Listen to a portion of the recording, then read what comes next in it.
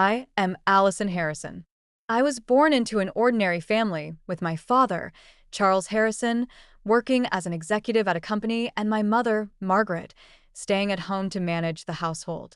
My childhood was filled with warm memories, but I always felt the pressure from my father, especially when it came to my career choices. He always wanted me to follow the traditional path, become a lawyer or a doctor. However, I had different dreams. I wanted to become a financial expert, someone who could help people manage their wealth and investments. After graduating from college, I managed to secure a position at a well-known bank. It was hard work, but I quickly moved up the ladder, from an entry-level employee to a senior financial consultant. Yet, my father never understood my career path. He continued to pressure me, believing that the financial industry was too risky and unstable, especially for a woman. As time passed, the tension between us grew. I knew there was an irreparable conflict between my father's expectations and my dreams. But I pushed forward, hoping that one day I could prove myself and make a different future. As my career progressed, I started to accumulate some wealth. Despite this success, my father, Charles, remained opposed to my choice of profession. He thought that the financial industry was full of risks and not suitable for women. Over time, I began offering financial help to my parents, especially whenever my father's investment plans failed. But no matter how much I helped, it never seemed to be enough, and it only deepened my father's disappointment with me.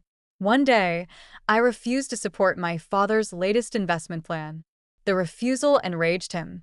He saw it as a betrayal and expressed his frustration sharply.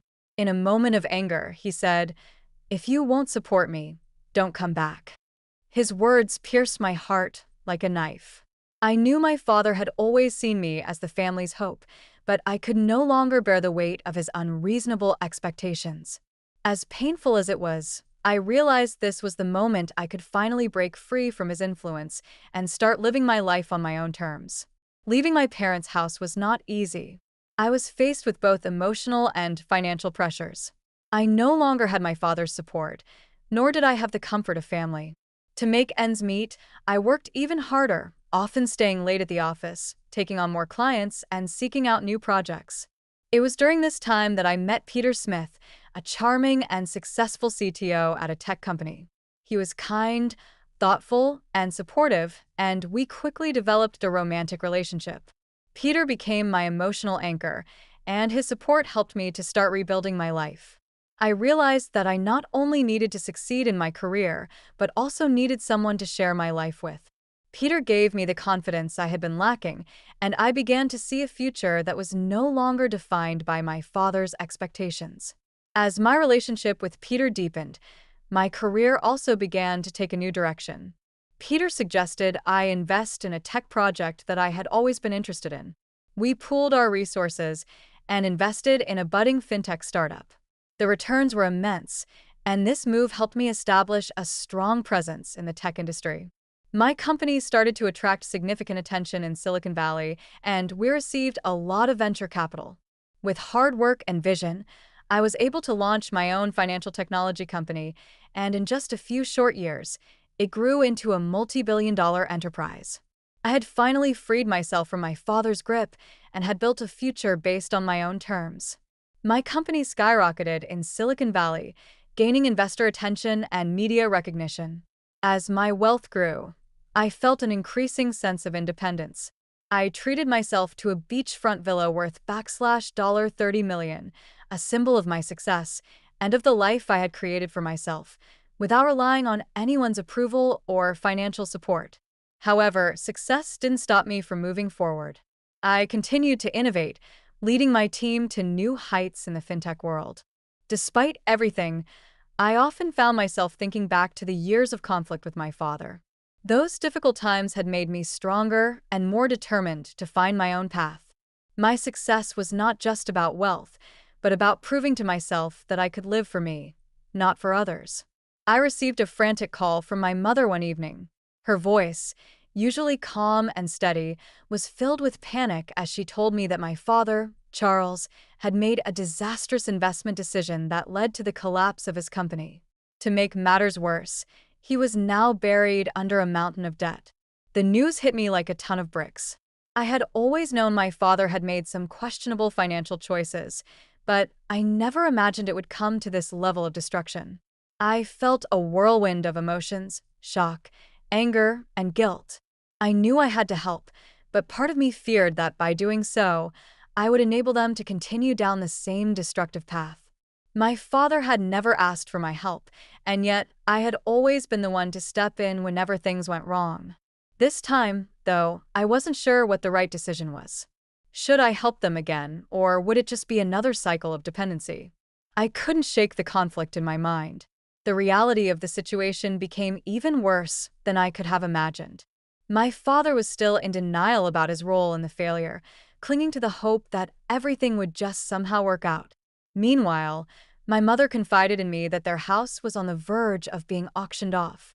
I could feel the anxiety in their voices every time we spoke, but no matter how much I wanted to help, I couldn't help but feel trapped in a whirlwind that I couldn't escape. In the past, I had been the one to keep things together, to be the strong one. But now I realized that no amount of money could fix the deeper issues they were facing. The way they had lived, their habits, their attitude towards money, it all needed to change. And it was up to me to decide whether I would continue helping them financially or find a way to help them change their behavior. The situation wasn't just about money anymore, it was about getting them to face the truth. After much thought, I made a decision. I would sit down with my parents and have an honest conversation with them. I would help them, but only on the condition that they faced their mistakes and started making real changes. I told them that I couldn't keep giving them money without some form of accountability. I suggested that they go through financial counseling and work with professionals who could help them turn things around. It was a hard conversation. My father was furious at first, but I remained calm. This was not about blame, it was about taking responsibility. I knew it wouldn't be easy, but I had to set boundaries. If they truly wanted help, they needed to acknowledge that they were the ones who needed to change, not just their circumstances. I couldn't continue being their safety net if they weren't willing to change their ways.